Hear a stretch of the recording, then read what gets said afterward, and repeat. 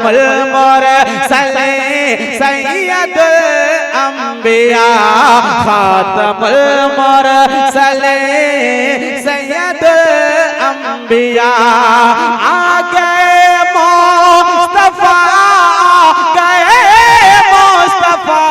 आ गए मुस्तफा।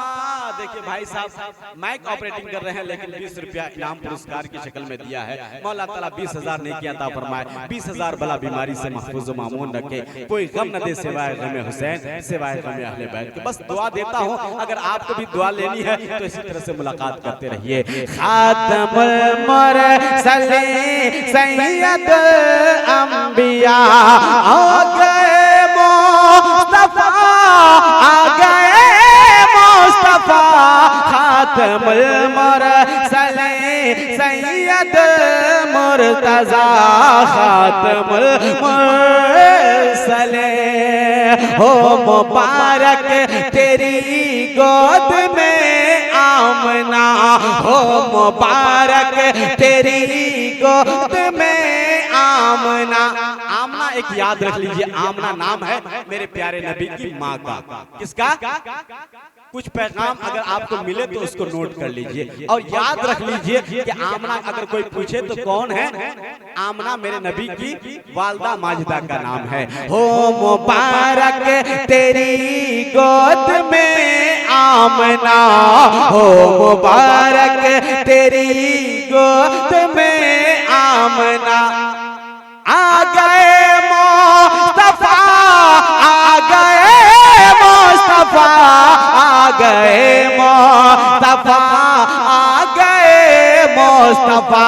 अब बाहर तब्दील करके आप तक पहुंचता हूँ।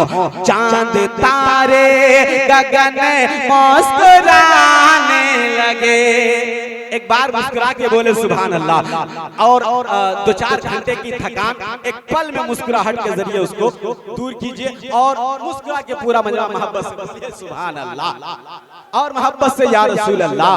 इसलिए कि इस वक्त तकरीर करना और कलकत्ता पैदल जाना बराबर। हाँ पूछ लीजिए, इस वक्त तकरीर करना इतना आसान काम नहीं है, लेकिन फिर भी मैं खेतापुर धर्मपुर में हूँ, मुझे एहसास कराइए कि इस वक्त तकरीर करना आसान काम है और कलकत्ता पैदल जाना मुश्किल काम है। अगर आपने ये एहसास करा दिया 15-20 मिनट आधे घंटे की गुफ्तगू में आप बहुत कुछ लेकर के जाएंगे और फिर इंशाअल्लाह कुछ दिनों तक याद रखेंगे। पूरा मजमा मोहब्बतों के साथ शरीक हो जाइए और मोहब्बत से बोलिए सुभान अल्लाह। चांद तारे गगन मुस्कुराने लगे, अरे मेरे सरकार तेरे सरकार तशरे बुलाने लगे। चांद तारे गगन मुस्कुराने लगे, चांद तारे गगन मेरे आका की जब है विलादत वे, मेरे आका की जब है विलादत वे। अरे अब्र रहमत के है समत छाने लगे, चांद तारे गगन मुस्कुराने लगे। और तारीख साक्षी है, इतिहास गवाह है, जब मेरे नबी की आमद हो रहे थे सन 571 ईस्वी का जमाना था। सुबह सादिक की सुहानी सी घड़ी थी, ऐसी सुहानी घड़ी जिस सुहानी घड़ी में हवा फिजा में शिफा तकसीम हो रहे थे। वो नबी आ रहे थे 571 ईस्वी के जमाने में आ रहे थे। तो शम्बा का दिन था, यानी सोमवार का दिन था। सुबह सादिक की सुहानी घड़ी थी, ऐसी सुहानी घड़ी जिस सुहानी घड़ी चमका तैयबा का चांद, उस दिल अफरोज साथ पिला खुश सलाम। उस वक्त मेरे नबी आ रहे थे, गरीबों का मसीहा बनकर के आ रहे थे, बेसहारों का सहारा बनकर के आ रहे थे, दर्दमंदों का दर्दमंद बनकर के आ रहे थे। यहाँ तक कि मेरे नबी आ रहे थे तो पूरी कायनात को मुस्कुराता हुआ और पूरी कायनात को मुस्कुराने वाला नबी मिल रहा था। ऐसे वक्त में मेरे नबी आए हैं जिस वक्त में हजरात सारी कायनात हवा फिजा में यही बातें हो रही है, जमीन और आसमान में यही बातें हो रही है। नबी आ रहे हैं, रसूल आ रहे हैं, पैगंबर आ रहे हैं, वो नबी आ रहे हैं जिसका इंतजार सदियों से लोग कर रहे हैं, जिसका इंतजार सदियों से एक सांप कर रहा है, जिसका इंतजार मुस्तफा की आमद और विलादत का इंतजार तो पूरी कायनात कर रही है। हजरत आमना फरमाती हैं, जब मेरा बेटा और मेरा मोहम्मद मेरे शिकम में रहा, 9 महीने तक माओ को जो तकलीफ होती है बच्चा पैदा करने के वक्त से लेकर के बच्चा जब शिकम में हो जाता है या गर्भवती हो जाती है, माँ जब तक गर्भवती की हालत में अवस्था में होती है उस वक्त तक एक औरत एक बड़ी मुसीबत का शिकार होती है, बहुत परेशानियों का सामना करना पड़ता है, बेशुमार परेशानियों को झेल करके तब वो एक बच्चे को जन्म देती है। लेकिन हजरत आमना फरमाती है, कसम खुदा की, जब से मेरा बेटा मेरे शिकम में आया है मुझे कभी कोई दर्द ज़ेह नहीं हुआ, मुझे कभी कोई तकलीफ नहीं हुई। डिलीवरी का जो दर्द होता है वो आम औरतों को होता है, लेकिन मुझे इसका दर्द नहीं हुआ है। हजरत आमना फरमाती है, जिस तरह से और बच्चे पैदा होते हैं तो उसके साथ निजासत निकलती है, गिलाजत निकलती है, उसके साथ बच्चे भी नापाक होते हैं, बच्चे की माँ भी नापाक होती है, बच्चे की जाए पैदाइश यानी विलादत की जगह भी नापाक होती है। लेकिन बरेली के ताजदार फरमाते हैं, बच्चा भी पाक है, बच्चे की माँ भी पाक है, जाए पैदाइश भी पाक है, और इतना पाक है कि बरेली के ताजदार फरमाते हैं, यूपी का वकार, दिल्ली का करार, उड़ीसा का निखार, मुंबई की शान, कलकत्ता की जान, अहले सुन्नत की पहचान, बरेली के अहमद रजा खान पूरी दुनिया की आंखों में आंखें डाल के कहते हैं, या रसूल अल्लाह तेरी नस्ले पाक में है, बच्चा बच्चा नूर का, तू है नूर तेरा, सब घराना नूर का, सब घराना नूर का। अजीजान मिल्लत इस्लामिया, उसी अज़ीम शान नबी की आमद हो रही है, उसी अज़ीम शान पैगंबर की आमद हो रही है। इसलिए उस नबी की आमद की खुशी में हम और आप इस जलसे को सजा करके खेतापुर धर्मपुर की धरती से पूरी दुनिया को ये दावत फिक्र देना चाहते हैं। मेरा नबी आया है, अमन शांति लेकर के आया है, मेरा नबी आया है, सुकून लेकर के आया है, मेरा नबी आया है, दुनिया को दर्से हयात देने के लिए आया है, मेरा नबी आया है, लोगों को आपसी भाईचारे इत्तेहाद इत्तेफाक की दौलत तकसीम करने आया है, मेरा नबी आया है, गिरतों को उठाने आया है, रोतों को हंसाने आया है, बिलकतों को दिलासा देने आया है, हमज़दों को मुज़्दे जाफ़िज़ा सुनाने आया है, बेसहारों को सहारा देने आया है। तभी तो सरकार बरेली फरमाते हैं, हमज़दों को रज़ा मुज़्दा दीजिए के है बेकसूर का हमारा नबी। अज़ीज़ान मिल्लत इस्लामिया, कोई बच्चा है जो खड़े होकर के नारा लगाए? कोई बच्चा है? हाय माशाअल्लाह, लगा औज़ु बिल्लाहि मिनश शैतानिर रजीम, बिस्मिल्लाहिर्रहमानिर्रहीम। जो गलती हो अल्लाह ताला की रजा के लिए माफ कर दीजिए। नारे अस्सलामु अलैकुम, नारे तकबीर, चलिए नारे तकबीर, नारे तकबीर, अल्लाहु अकबर, नारे रिसालत, नारे रिसालत, सरकार की आमद, आका की आमद, दाता की आमद, मदनी की आमद, मक्की की आमद, नारे तकबीर, नारे तकबीर, नारे रिसालत। माशाअल्लाह। क्या नाम है भाई साहब? मोहम्मद तबरेज भाई ने बहुत अच्छा नारा लगाया है, लेकिन नारे का जवाब एकदम मिस कॉल की तरह दे रहे थे। बैलेंस खत्म हो गया है, लेकिन कोई बात नहीं है। मैं कहता हूं कि ऐसा नारा मत लगाइए जिसे सुनकर कल कोई बदअकीदा ये कह करके गुजर जाए कि कल के खेतापुर धर्मपुर के आमद मुस्तफा कॉन्फ्रेंस के प्रोग्राम में सुन्नियों के नारे में दम नहीं था, जबकि मजमा भी कम नहीं था। ऐसा नारा लगना चाहिए और ऐसा जवाब मिलना चाहिए कि अमरीकी कुत्तों को इस्लाम समझ में आ जाए और नस्ल के दलालों को इमामुल अंबिया की अजमत का पता चल जाए और भारत के भटकुल ईमान बदअकीदों को मालूम हो जाए कि खेतापुर धर्मपुर का गुयूर मुसलमान जिंदा है, क्योंकि हमारी सुबह जिंदा है, हमारी शाम जिंदा है, हमारे दिल की तख्ती पर नबी का नाम जिंदा है। आइए मैं आपको बताना चाहता हूँ, लातो उज़्ज़ा एक वो बुत है जिसको खाने काबा में एक अलग मकाम मिलता था, एक अलग रुतबा था, एक अलग पोजीशन था। यानी लोग लातो उज़्ज़ा के सामने पेशानी झुकाते थे। खाने काबा में 360 बुत रखे हुए थे। एक बुत का नाम लात, दूसरे का नाम मनात, तीसरे का नाम उज़्ज़ा, चौथे का नाम हुबल। इस तरह से अलग अलग कबीले का अलग अलग खुदा होता था। लेकिन मुस्तफा जब आए हैं सारे बुत मुंह के बल गिर पड़े हैं और मुंह के बल गिर पड़ के सजदे में आ गए हैं और सारे बुत गिरे हुए हैं और सारे बुत गिरे हुए बुतों से यही आवाज आ रही है, लातो जा गिरे बुझ गए बुत कदे, लातो जा गिरे बुझ गए बुत कदे, बुझ गए बुत कदे, लातो जा गिरे, लातो जा गिरे बुझ गए बुत कदे, लातो जा गिरे बुझ गए बुत कदे, सारे इब्लीस मातम मनाने लगे। अरे मेरे सरकार तशरीफ लाने लगे, चांद तारे गगन मुस्कुराने लगे।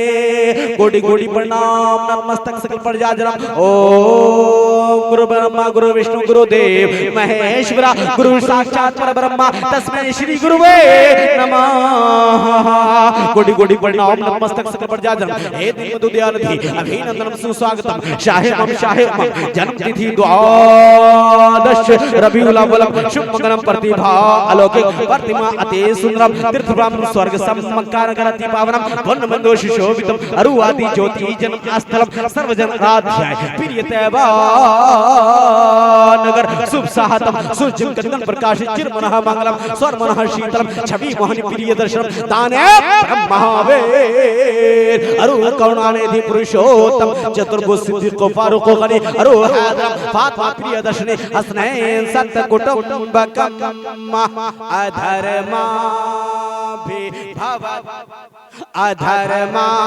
अधर्माभिभवत् कृष्णा प्रदुष्यन्ते पुरुषोत्तम स्त्रीसु कृष्टासु वसंतासु जायते शंकरा भागवत पुराण स्कंदस अध्याय 2 श्लोक नंबर 21 अशोमा सुक्मा सुक्मारुहा देवदत्तम जगतपति असीना साधु अष्ट अष्ट गुणवती गृहिणी नीलगंधा अति ज्योति में प्रकाशम नतमस्तक भूमिष्ठम प्रभु गुणगानम नाभ पुरीदा लिंग छेदी पराक्रम पवित्रम पवित्रम पवित्रम गंगा स्नानम अति पवित्रम पवित्रम पवित्रम। ओम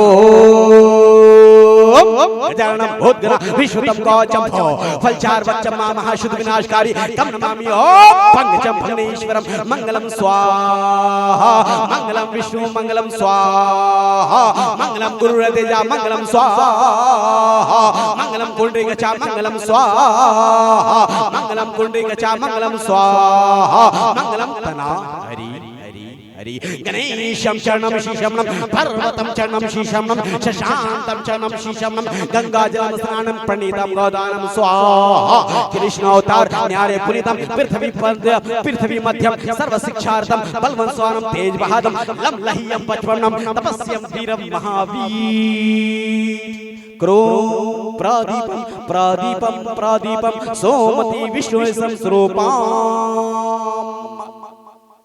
बोली और मोहब्बत से कहिएगा फिदाउल कादिर नहीं में एक लफ्ज नहीं समझ में आया। अच्छा समझ में आया? समझ में आया? अच्छा लगा? हाँ अच्छा लगा ना? कहिएगा फिदाउल कादिर नहीं में एक शब्द एक लफ्ज नहीं समझ में आया और जबरदस्ती सुभान अल्लाह बुलवा रहे हैं। अब मन ही मन में ये सोच रहे हैं कि पता नहीं मौलाना तौफीक साहब किबला बहुत पुराने इमाम, उन्होंने कोई मौलवी मौलाना बुलाया है या पंडित? आए है माशाअल्लाह, दीवाने ने बहुत अच्छी बात कही है। सब मेरे नबी की प्रशंसा है, मेरे नबी की तारीफ है, मेरे नबी की बड़ाई है। दुनिया का धर्मशास्त्र लैंग्वेज अलग हो सकता है, भाषा अलग हो सकता है, जबान अलग हो सकती है, किताब अलग हो सकती है, धर्मशास्त्र अलग हो सकता है, ग्रंथ अलग हो सकता है, लेकिन नबी की तारीफ हो रही है। इसलिए मैंने सुभान अल्लाह बुलवाया है ताकि आपको सुभान अल्लाह कहने का सवाब मिल जाए और आपको पता चल जाए कि दुनिया के हर धर्मशास्त्र में, हर ग्रंथ ग्रंथ में, यहाँ तक के रामायण, रामचरितमानस, गीता, महाभारत, परम पुराण, पद्म पुराण, विष्णु पुराण, शिव पुराण, भागवत पुराण, मरकंड पुराण, भविष्य पुराण, रामायण, रामचरितमानस, गीता, महाभारत, तौरेत, जबूर, इंजील, कुरान मजीद, अबाबिल और यहाँ तक के बाइबिल, दुनिया की सारी किताबें, सारी पुस्तकें, दुनिया के जिस धर्म के शास्त्र को उठाइए उसमें कहीं ना कहीं एक चैप्टर जरूर मिलता है जिसमें मेरे नबी की शान लिखा है, जिसमें मेरे नबी का नाम चमक रहा है, मेरे नबी का नाम महक रहा है, मेरे नबी का नाम महक रहा है। इसलिए तो डॉक्टर अल्लामा जबलपुरी कहते हैं, अब अल्लामा शबनम जबलपुरी ये कह करके दुनिया वालों को बताते हैं कि लोगों, मोहम्मद के जैसा कौन हो सकता है, मोहम्मद के जैसा कोई हो ही नहीं सकता, इसलिए कि मोहम्मद के जैसा कोई जमीन पे आया नहीं जिनके जिस्म का साया, मोहम्मद के जैसा कोई आया नहीं जिनके जिस्म का साया नहीं। उसी नबी का गुणगान करते हुए एक पंडित है, पंडित का नाम वेद प्रकाश, अयोध्या के रहने वाले, अयोध्या के रहने वाले पंडित का नाम वेद प्रकाश उपाध्याय। एक पंडित और है वो सुनील नारायण प्रसाद, उनका घर है देवघर, जहाँ आज लोग सावन के महीने में कांवड़ यात्रा लेकर के कांवड़ यात्रा करने के लिए जाते हैं और कांवड़ लेकर के जाते कि नहीं जाते हैं, पीला पीला कपड़ा पहन करके कांवड़ यात्रा करते हैं और कांवड़ सर कंधे पे उठा करके जब गुरुधाम पे पहुंचते हैं वहां जाकर के एक मंत्र पढ़ते हैं। वो मंत्र सुना दो, सुनना चाहते हैं? सुना दो। ओम गुरु ब्रह्मा गुरु विष्णु गुरुदेव महेश्वरा गुरु साक्षात परब्रह्म तस्मै श्री गुरुवे नमः। हरि ओम। अवतारण्यारे पुनितम पृथ्वी मदर्णी सगवार्तम बलवन् स्वानम तेज बहादुर सर्वोन्मा पुरुषम पुरुषोत्तम शंभले स्थानम गिरे विष्णुयस सोमत्या गर्भमादतम पृथ्वी पाल प्रहारम कर्क ग्रह तबुसितम परंपरागत परमात्मे। और इस धरती पर बसने वाले हैं जितने इंसान, इस धरती पर बसने वाले हैं जितने इंसान, अरे रक्त सभी का एक ही रंग है, सब रखते हैं जान, सब रखते हैं जान। जिसने सबको जन्म दिया है बड़ी उसी की शान, अरे दूजा नहीं है महान रे मोरक, दूजा नहीं है महान, दूजा नहीं है महान। तब तक के देवघर का पंडित वो खड़ा होता है और कहता है फिदाउल कादरी नईमी, ये सारे लोग खेतापुर धर्मपुर की धरती पर बैठ करके ये क्या कर रहे हैं? मैंने कहा धर्म गुरु महाराज जी, हम लोग यहाँ बैठकर नबी की प्रशंसा करते हैं, नबी की तारीफ करते हैं, नबी की बड़ाई कर रहे हैं। तो उसने हाथ जोड़ के कहा फिदाउल कादरी नईमी, हम भी कुछ कहना चाहते हैं। मैंने कहा धर्म गुरु महाराज जी आप क्या कहेंगे? वो खड़े हुए और खड़े होकर कहने लगे मोहम्मद मोहम्मद बिन दुख का हरे, बरखा बिन सागर कौन भरे, सागर कौन भरे। और लक्ष्मी लक्ष्मी बिन आदर कौन करे, अरे माता बिन भोजन कौन धरे, भोजन कौन धरे। ये मत सोचेगा कि भजन चालू हो गया है, नबी की तारीफ हो रही है। अब जरा सुनिएगा, इसका भावार्थ सुनिएगा, इसका माना और इसका ट्रांसलेशन सुन के जाइएगा, इंशाअल्लाह आपका दिल गदगद हो जाएगा। मेरे नबी का आज कुछ लोग कहते हैं ना कि नबी का मिलाद कहाँ है, नबी की मिलादत का तज़किरा कहाँ है, क्यों मिलाद सजाते हैं, क्यों नबी की मिलाद सजाने के लिए हजारों लाखों रुपए खर्च करके तब नबी का मिलाद सजाते हैं? तो ये जनाब ये हिंदू भाई की किताब है, इसका नाम श्रीमद् भागवत गीता है। ये हमारी किताब नहीं, हमारे हिंदू भाइयों की किताब है, बिरादराने वतन की किताब है, श्रीमद् भागवत गीता है। और ये पवित्र किताब समझी जाती है। और हमारे हिंदू भाई बड़े सम्मान के साथ इस किताब को अपने घर पे रखते हैं। ये देख लीजिए, मैंने इसको हाइलाइटर से हाईलाइट कर दिया है ताकि इसको कोई भी निकाल करके बस अचानक इसको पढ़ सके और देख सके कि सचमुच ये लिखा है या नहीं लिखा है। यदा यदा ही धर्म से ग्लानिर्भवति भारत अभ्युत्थानं धर्म से यदात्मान सृजाम हम परित्राणाय साधुना विनाशाय च दुष्कृताम धर्म संस्थापनार्थाय संभवामि योगे योगे। यदा यदा का मतलब जब भी, जहां कहीं, जब जब धर्म का नुकसान होता है तब तक अल्लाह ताला एक अवतार भेजता है, एक पैगंबर भेजता है, एक रसूल भेजता है। और वो नबी आकर के क्या करता है, तो वो नबी आकर के धर्म को फिर नए तरीके से वो धर्म को की स्थापना करता है, नए तरीके से अपने धर्म की इजाद करता है और नए धर्म को स्थापना करके फिर दुनिया वालों को बताता है कि तुम अधर्मी मत बनो, तुम किसी पर अत्याचार ना करो, तुम किसी पर जुल्म ना करो, तुम किसी का हक ना मारो, भाई भाई का हक ना मारे, बहन बहन का हक ना मारे, बल्कि बुराइयों के रास्ते से निकाल करके सही रास्ते का मुसाफिर बनाता है। और ये काम अवतार का होता है, ये काम पैगंबर का होता है, ये काम रसूल का होता है। इसलिए हजरात 12 रबी नूर की सुबह सादिक के वक्त जो आमना के गोद में जो नबी आया है, जो रसूल आया है, जो पैगंबर बनकर के आए हैं, वो नबी आए हैं इसी काम के लिए आए हैं, गिरतों को उठाने के लिए आए हैं, रोतों को हंसाने के लिए आए हैं, बहकों को रास्ता दिखाने के लिए आए हैं, हिदायत का जाम पिलाने के लिए आए हैं और दुनिया वालों को ये बताने के लिए आए हैं ये लोगों भाई का हक और अधिकार क्या है, एक भाई भाई के साथ कैसा व्यवहार करे, एक बहन बहन के साथ कैसा सलूक करे, एक बेटा अपने बाप के साथ कैसा व्यवहार करे, एक बेटा अपने बाप के साथ कैसा चरित्र पेश करे और एक माँ अपनी बेटी के साथ कैसा व्यवहार करे। ये सारा निजाम और निजाम कायनात बताने के लिए 571 ईस्वी में नबी आए हैं और पूरी कायनात को एक रास्ता दिखाया है, एक इनकलाब बर्पा किया है। और ऐसा इनकलाब बर्पा किया है जो जो इंसान रो रहा था अब रोने के लिए नहीं बल्कि मुस्कुराने के लिए जी रहा है। वो इंसान जिसके चेहरे पर गमो उदासी की लकीरें छाई हुई थी, वो इंसान मुस्कुरा रहा है, इसलिए कि नबी की आमद हो गई है। और मुस्तफा जाने रहमत ने गमों को खुशियों में तब्दील फरमा करके पूरी दुनिया को मुस्कुराने का हौसला दिया है। इसलिए हजरात हिंदू भाई की किताब है, इस किताब में मंत्र है, एक मंत्र और पढ़ता हूँ, उस मंत्र में है हरि ओम। ओम का मतलब रब्बे ज़ुजलाल,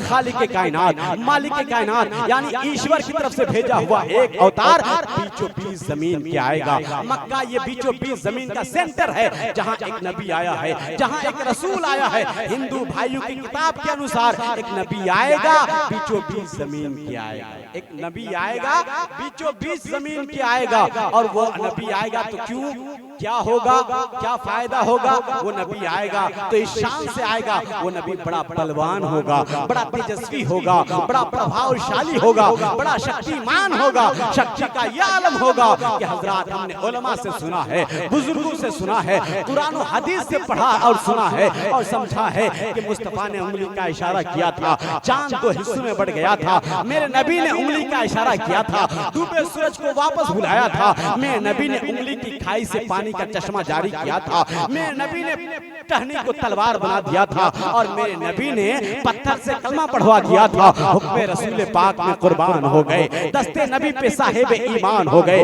अरे पत्थरों को क्यों खुदा मानते हैं लोग, पत्थर तो कलमा पढ़ के मुसलमान हो गए। इसलिए हज़रात जो मेरा अकीदा है, आइए हिंदू भाई का भी अकीदा है या नहीं है, वो भी यही कहते हैं कि नबी सचमुच बलवान होते हैं। जो नबी होते हैं वो 40 लोगों से ज्यादा, 40 मर्दों से ज्यादा उनके अंदर ताकत होती है। वो कहते हैं एक नबी आएंगे जिस नबी की शान ये होगी कि बैठे होंगे जमीन पर और खिलौना बनेगा चांद आसमान पर, और चांद खिलौना बन जाएगा। डूबे सूरज को वापस मकाम सहबा में बुला करके दुनिया वालों को ये बताएंगे और दुनिया वालों को ये बता करके ये खबर देना चाहेंगे कि ए लोगों, जिस नबी को कभी कोई मोहताज समझे तो कभी मुख्तारी का ये दर्स दे देना कि मुस्तफा ने मकाम सहबा में हजरत अली को इरशाद फरमाया, अली तेरी नमाज कज़ा हो गई है, असर की नमाज कज़ा हो गई या अदा?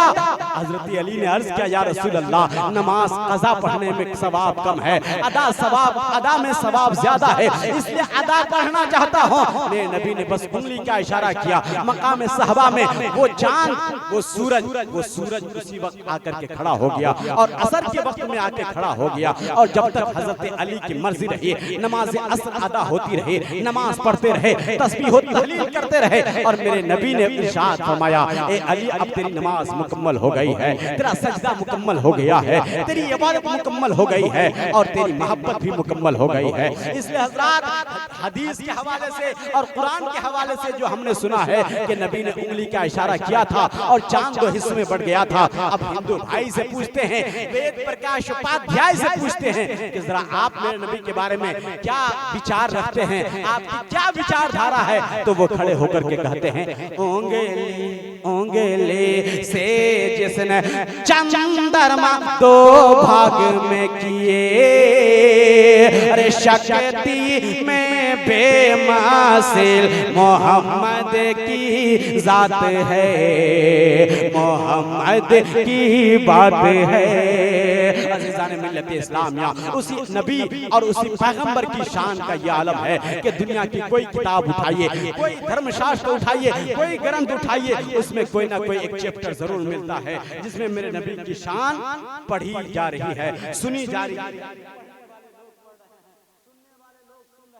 यहाँ तक कि दुनिया की कोई ऐसी किताब नहीं है जिसमें मेरे नबी की शान नहीं है। यही वजह है कि डॉक्टर माइकल हार्ट ने किताब लिखी, किताब का नाम द बुक 100 रखा और द बुक 100 में उन्होंने एक किताब में रैंकिंग किया और दुनिया को बताया कि दुनिया में सबसे ज्यादा इंसान, अजीम शान इंसान कौन है। 100 लोगों की लिस्टिंग किया और 100 लोगों की रैंकिंग करके फिर दुनिया वालों को बताया कि 1 नंबर का हकदार कौन है, 2 नंबर पोजीशन का हकदार कौन है, 3 नंबर का हकदार कौन है। उन्हें रैंकिंग करते करते एक किताब लिख डाली और ऐसी मोटी किताब लिख डाली कि आज उस किताब को ढोने में भी बड़ा बोझ महसूस होता है। आप जरा महसूस कीजिए ना, ये किताब 100 लोगों पर मुश्तमिल किताब है और ये मैंने उसका सिर्फ पहला पेज प्रिंट आउट करके निकाल करके अपने पास रख लिया है और मेरे पास तो बहुत सारी किताबें हैं। रामचरितमानस, बालकांड, दोहा नंबर 117 भी है और यहाँ तक कि इस किताब में 1 नंबर पे उन्होंने मोहम्मद का नाम लिखा है। जब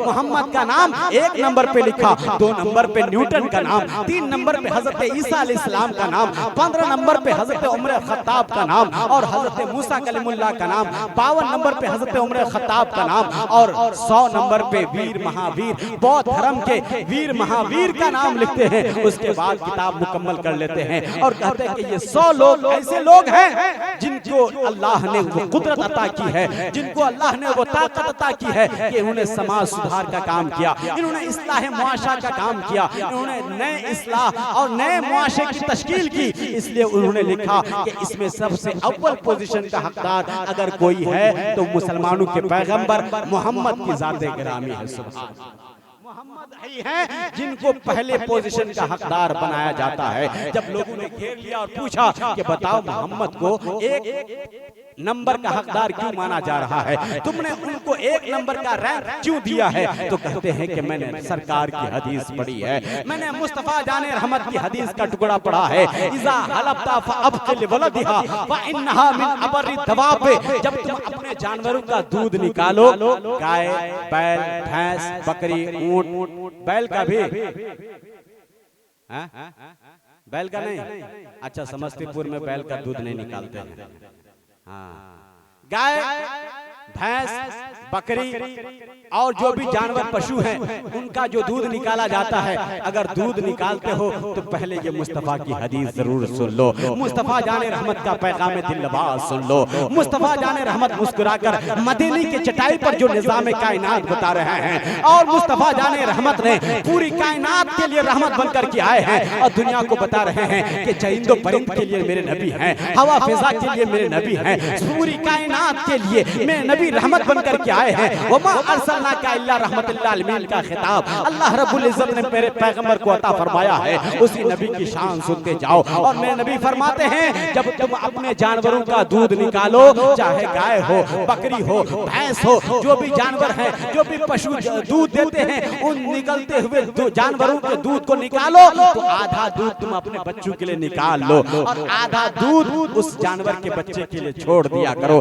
ताकि उस आधे दूध से तेरे बच्चों की परवरिश होगी और उस आधे दूध जो थन में बचे हुए हैं उस जानवर के बच्चे की परवरिश होगी। ये देख करके डॉक्टर माइकल हार्ट कहते हैं कि लोगों, मैं तो पूरी तरह से हिल गया और मैं अंदर से कांप उठा कि भला जो नबी जानवरों की जिंदगी का निजाम बता रहा हो, जो जानवरों की जिंदगी की रखवाली कर रहा हो, जानवरों की जिंदगी का ख्याल कर रहा हो, वो इंसानों की जिंदगी का कितना बड़ा ख्याल करता होगा, वो इंसानों की जिंदगी का कितना। क्या बात है। नारे तकबीर, नारे रिसालत, आमदे मुस्तफा कॉन्फ्रेंस, आमदे मुस्तफा कॉन्फ्रेंस, मुफ्ती फिदाउल कादरी चतुर्वेदी साहब क़िबला, नारे तकबीर, नारे रिसालत, अवामे अहले सुन्नत।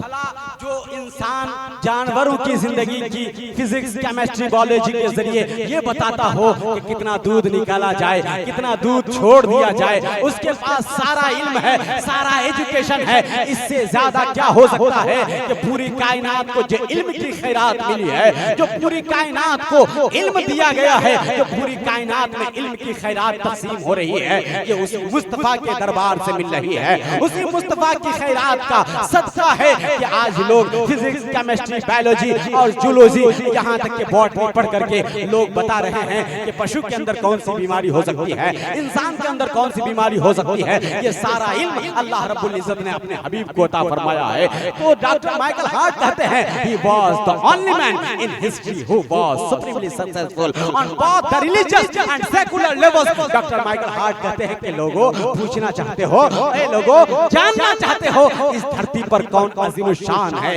कौन महापुरुष है, कौन लाजवाब है, सबसे अजीम इंसान कौन है? अगर ये जानना चाहते हो तो आज ही जान लो कि इस धरती पर मुस्तफा के जैसा कोई आया नहीं, जिनके जिस्म का साया नहीं। वो नबी है, वो लाजवाब पैगंबर हैं, जिसके हम अनुयायी हैं, जिसके हम उम्मती हैं और जिनका कलमा पढ़ते हैं और मुसलमान कहलाते हैं। लेकिन अज़ीज़ान मिल्लत इस्लामिया, हम इस्लाम से दूर होते चले जा रहे हैं, निज़ाम इस्लाम से दूर होते चले जा रहे हैं। हम नमाज से कोसों दूर, हम रोजे से कोसों दूर, हम उलमा से कोसों दूर, और हमारे बाल बच्चे उलमा से दूर होते और मोबाइल से करीब होते चले जा रहे हैं। आज का बच्चा मोबाइल की वजह से आवारा हो रहा है, आवारगी का शिकार होकर के बदचलन हो रहा है।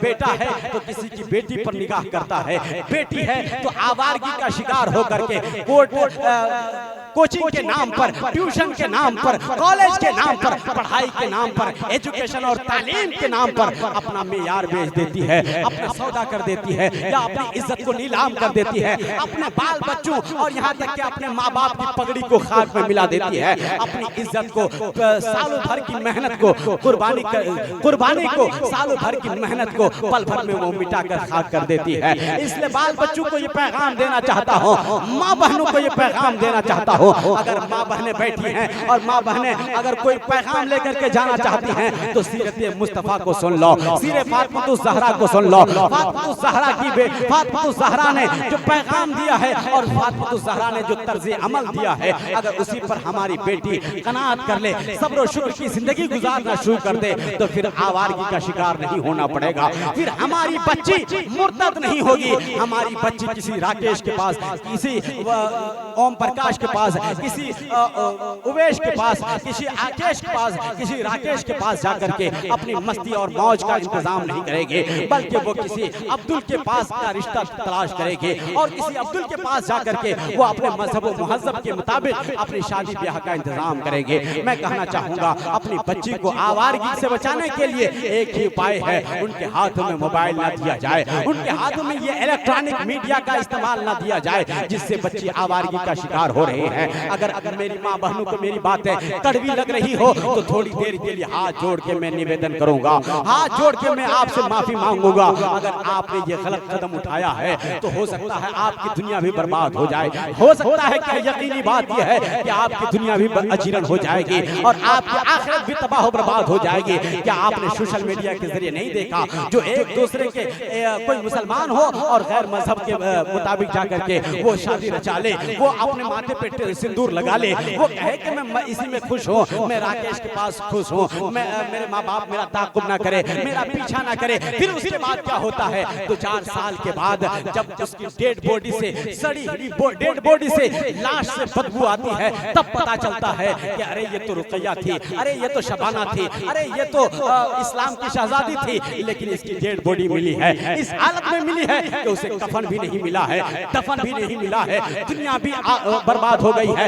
आखिरत भी बर्बाद हो गई है। हमारी बच्ची आवारगी का शिकार होना हो, इसलिए अगर तुम्हें दुनिया भी चाहिए और आखिरत भी चाहिए तो कसम खुदा की गुर्बत के मारे मारे रह जाना, दुनिया को ठोकर मार देना, और दुनिया में कुछ मिले ना मिले अगर मुस्तफा का दामन मिल गया है, फातिमा ज़हरा की कनीज़ी मिल गई है, और फातिमा ज़हरा के गुलाम में और उनकी कनीज़ी में अगर नाम शुमार हो गया है तो कसम खुदा की दुनिया में इससे बड़ी कोई दौलत नहीं हो सकती है। तुम चंद दिनों के लिए किसी राकेश के पास और किसी मुकेश के पास जाकर के खूब ऐश मौज और मस्ती कर सकते हो, लेकिन दुनिया व आखिरत को अपने हाथ में नहीं ले सकती हो। इसलिए मैं कहना चाहूंगा कि मेरी माँ बहनों, हाथ जोड़ के कहूंगा, और मेरे प्यारे बच्चों, तुम भी अपने मुस्तकबिल की ताबनाक और रोशन मुस्तकबिल के लिए एक काम करो, एजुकेशन पर सबसे ज्यादा फोकस देने की कोशिश करो, और कोशिश करो कि आपके बच्चे, आपके समाज में जो बच्चे पढ़ने में तेज हैं, अगर उसका बाप पढ़ाने के काबिल नहीं है, अगर उसका बाप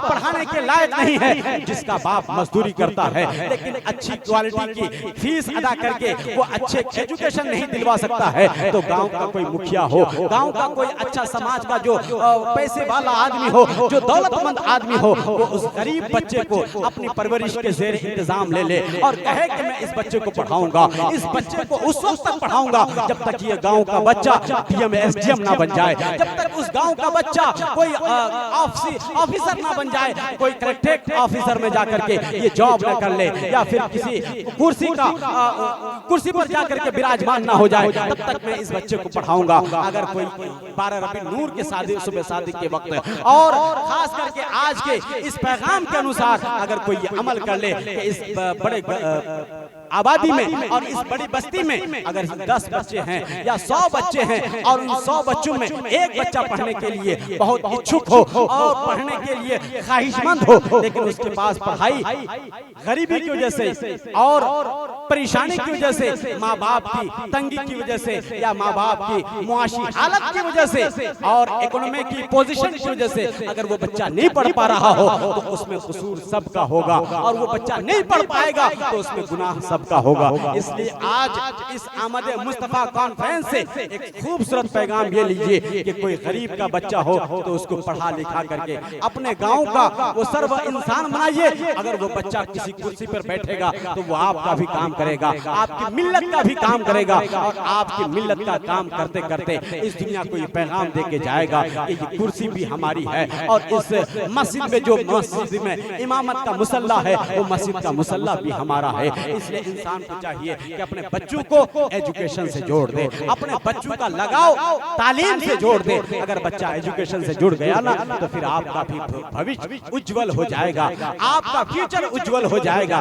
फिर आपको गरीबी का शिकार नहीं होना पड़ेगा, फिर आपको दर बदर की ठोकरें नहीं खानी पड़ेगी, फिर आप मजलूम नहीं होंगे, आप जुल्म के शिकार नहीं होंगे, फिर हर तरह से आपको कामयाबी मिलेगी। इसलिए ये पैगाम दे के जाऊंगा कि अल्लाह रब्बुल इज्जत ने हमें ये मौका फराहम फरमाया है तो हम अपने बच्चों पर पूरी तवज्जो दें। घर बने ना बने, बिल्डिंग बने ना बने, कारोबार में लाखों इन्वेस्ट हो ना हो, लेकिन बच्चों को पढ़ा लिखा करके उसे कामयाब बना देना है, यही कामयाबी है। बस मैं इतना कहना चाहूंगा। मैं अपनी गुफ्तगू को समेट करके मैंने जो कुरान मजीद की आयत करीमा तिलावत की है उस आयत पर गुफ्तगू कर लेना चाहता हूँ। अल्लाह रब्बुल इज्जत ने कुरान मजीद में एक मौके पर इरशाद फरमाया, क़द जाकुम मिनल्लाहि नूरुन व किताबुम मुबीन, तहक़ीक़ के आ गया तुम्हारे पास एक नूर और एक रोशन किताब। एक नूर से मुराद नूर मोहम्मदी, और रोशन किताब से मुराद यानी मेरे सरकार पर नाजिल होने वाला कुरान मजीद है, जिसकी तिलावत करके हम अपनी नेकियों में इजाफा करते हैं। एक तिलावत है और एक जियारत है, एक तरफ जियारत करो, एक तरफ तिलावत करो, फिर जिंदगी में सुकून पाओ, फिर इत्मीनान पाओ। इसलिए मुस्तफा जान रहमत को अल्लाह रब्बुल इज्जत ने कहीं कहा, वमा अरसलनाका इल्ला रहमतल लिल आलमीन,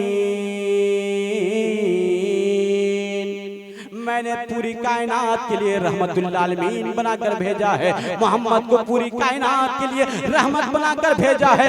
ऐसा नबी, ऐसा रहमतुल आलमीन बनाकर भेजा है जिसके आने की खुशी में हूरो गिल्मा खुश हो रहे हैं। पूरी कायनात खुशियों में डूबी हुई है, सारी कायनात में खुशियां तकसीम हो रही है। और मेरे आका मुस्तफा जाने रहमत पैदा होते ही सर सजदे में रख देते हैं और रब्बे हबली उम्मती, रब्बे हबली उम्मती की सदा बुलंद करते हैं और दुनिया को बताते हैं कि ए लोगों, मैं पैदा होते ही नबी हूँ, मैं पैदाइशी नबी हूँ। 40 साल के बाद मुझे नबूवत नहीं मिली, बल्कि माँ के शिकम में ही नबूवत मिली। उस वक्त नबी में नबूवत मिली, उस वक्त में नबी था। कुंतो नबियों वो आदम बैनल माँ इवत्तीन, मैं उस वक्त भी नबी था जब हजरत आदम अलैहिस्सलाम और हजरत हव्वा रज़ियल्लाहु ताला अन्हा, जब ये लोग आबो गिल की मंजिलें तय कर रहे थे, मैं उस वक्त ही नबी था। इसका मतलब ये है कि मेरा नबी पैदाइशी नबी है, मेरा नबी रोज़े अज़ल से नबी है। और ऐसा नबी है जिसकी शान का खुतबा अपने बेगाने दोस्त दुश्मन सारे लोग पढ़ रहे हैं और सारे लोग यही कह रहे हैं, हृदय में मुस्तफा का यदि प्यार नहीं है, हृदय में मुस्तफा का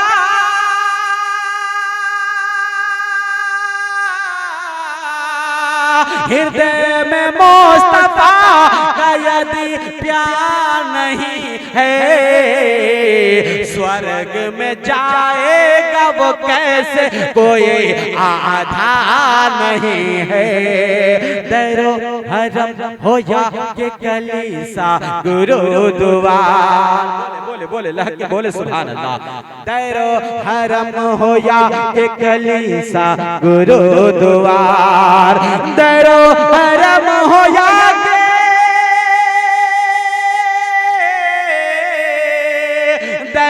हरम हो या के कलीसा गुरुद्वार, फरहत कहाँ हुजूर का प्रचार नहीं है, हाँ प्रचार नहीं है।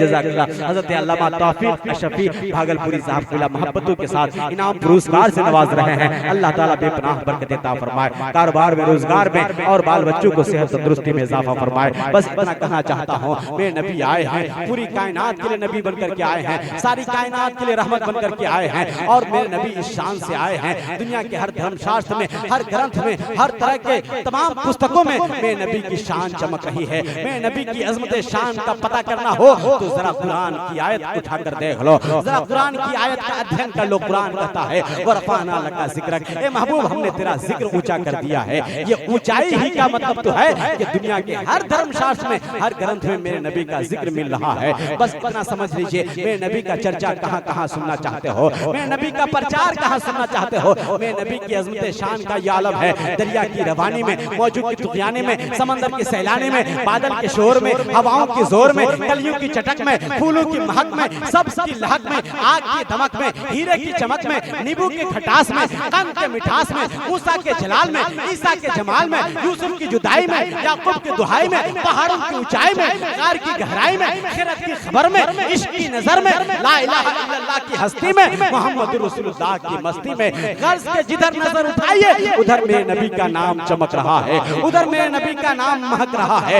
इसलिए तो अल्लामा शबनम जबलपुरी कहते हैं, हर शय में अगर आपका जलवा नहीं होता, होती ही नहीं शाम सवेरा नहीं होता, वो नूर मुजस्सम करना आते समय पर सूरज भी निकलता तो उजाला नहीं होता। और बरेली के ताजदार इरशाद फरमाते हैं, अर्श पे ताज़ा छेड़छाड़, फर्श पे तुरफा धूमधाम, अरे कान जिधर लगाइए बस तेरी ही दास्तान है, कान जिधर लगाइए बस तेरी ही दास्तान है।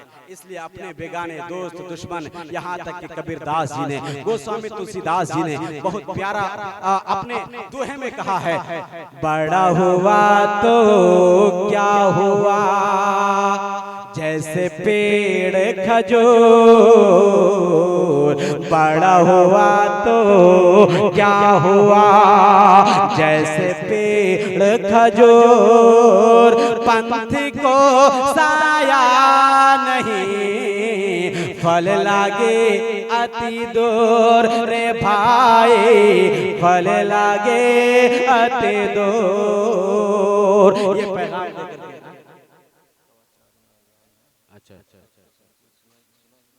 बस 4:15 में अजान है, उससे पहले ही तकरीर को समेट देना है, इसलिए अब आखिरी मोड़ पर करके पहुंच करके बस इतना कह देना चाहता हूं कि अल्लाह रब्बुल इज्जत एक है, अल्लाह का पैगाम एक है और अल्लाह के रसूल आखिरी रसूल बन करके जो नबी आए हैं उस पर अज़ीमुश्शान किताब नाजिल हुई है कुरान मजीद। उस कुरान के मुताबिक हमें अपनी जिंदगी सवार लेनी है ताकि दुनिया आखिर संभल जाए। अंधेरा छांट कर उजाला निकाल देता है, अजान जब भी नबी का बिलाल देता है, नबी औलादे नबी के जिक्र से मिलती है रूह को राहत, हुसैन इब्ने अली का जिक्र लहू को उबाल देता है। ना तीर से, ना तलवार से, ना खंजर से चला है। जितने दुबले लोग हैं वो लोग बोल दे सुभान अल्लाह। दुबले लोगों की इतनी दुबली आवाज, अब मोटे लोगों की भी बारी का इंतजार करें। न तीर से, न तलवार से, न खंजर से चला है। अब सब कोई मिल करके, मोटे दुबले पतले सब लोग मिल करके बोले या रसूल अल्लाह। न तीर से, न तलवार से, न खंजर से चला है, दीन अल्लाह का किरदार पैगंबर से चला है। और मजबूर जहां जाने से जिब्रील का पर है, उससे भी कहीं आगे मोहम्मद का गुजर है। अल्लाह मेरे जज्बे तकद्दुस का असर है, बैठा हूँ खेतापुर धर्मपुर में और गुंबदे खजरा पे नजर है। दावे मोहब्बत कुछ भी नहीं, अहले वफा के सामने सारे मुफ्ती हीश थे। मेरे अख्तर रजा के सामने वक्त का कोई बादशाह हो या हो जमाने का कोई अमीर, अरे सबकी गर्दनें झुक गई मेरे ख्वाजा पिया के सामने। तुलुए सुबह के आसार बन के बोलेंगे आज खेतापुर धर्मपुर में, सब वफादार बन के बोलेंगे ये बता दो दुश्मनों को के वक्ते रोजे जजा नबी हमारे तरफदार बन के बोलेंगे, नबी हमारे तरफदार बन के बोलेंगे। हजरात सबने तो हमारे नबी की प्रशंसा की है, यहाँ तक कि गुरु नानक ने भी मेरे नबी की बड़ाई की है। वो कहते हैं पहला नाम खुदा का, दूजा नाम नाम रसूल, दूजा नाम रसूल, तीजा कलमा पढ़ना ना दुर्गे पावे कबूल, देहता नूर मोहम्मदी, देहता नबी रसूल, नानक कुदरत देकर खुद गयो सब भूल, खुद गयो सब भूल। ये कायनात अल्लाह रब्बुल इज्जत ने बनाई है, मुस्तफा के लिए बनाई है। लौला लम्मा खलक़तुल अफ़लाक वल अर्दीन, ए महबूब अगर मुझे तुझे पैदा करना मकसद ना होता, जमीन ना बनाता, आसमान ना बनाता, चांदो सूरज को रोशनी नहीं देता, पूरी कायनात को वजूद में नहीं लाता, ए मोहम्मद सिर्फ तुझे लाना मकसद था, इसलिए इस कायनात को बनाया है। जब तो हुजूर नेमतुल अलमा फरमाते हैं ये रहना होते तो कुछ भी ना होता, अरे मोहम्मद न होते तो कुछ भी न होता, ये न होते।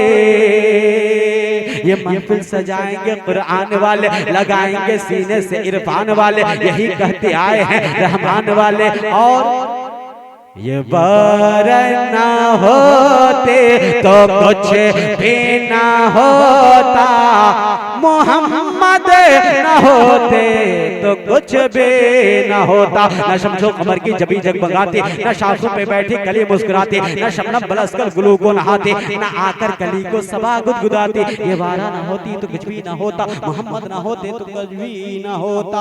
इसलिए कलमा शरीफ पढ़ लीजिए, ला इलाहा, जोर से जोर से जोर से, ला इलाहा है बाबा मिल्लल्लाह, परम परम जन्म प्राप्त और नतीज पे नामे मोहम्मद, जय गुरु नाम नाम कर जय बे, बिना मोहम्मद पारे ना है बे। कलमा शरीफ जोर से, ला इलाहा इल्लल्लाह मुहम्मद रसूलुल्लाह। हमेशा हमेशा मिदहते खैरुल अनाम में गुजरे, दुआ है ये उम्र, दुरूद व सलाम। आइए